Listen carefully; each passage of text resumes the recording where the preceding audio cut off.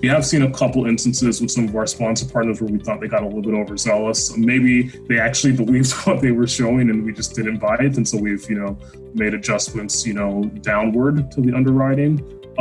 But we haven't ever been in a situation where, the sponsor was just like doing something so egregious that we couldn't get on board with it. And then to answer the last part of your question, we face the same challenge of trying to figure out, something that's a good idea versus something that our investors want.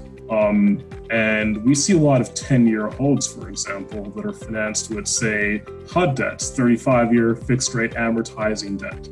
And we love that because we know that there's no interest rate risk really. If you're fixed at 3.4%, for example, and it's a 35-year loan, the loan is not coming to maturity anytime soon. You got a fixed interest rate, you know exactly what you're going to get. The loan is amortizing, so on one hand that lowers the current cash flow, but it also is accruing equity throughout the life of the project. And so we like transactions like that. I think we've done 2 or 3.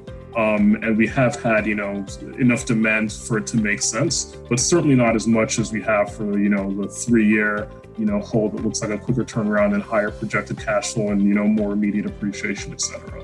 So we have to look at everything on a risk-adjusted basis. We are willing to take calculated risks, but we don't want to overexpose ourselves to risk and go too far down that spectrum just for the sake of trying to appease, investors looking for the highest projected returns.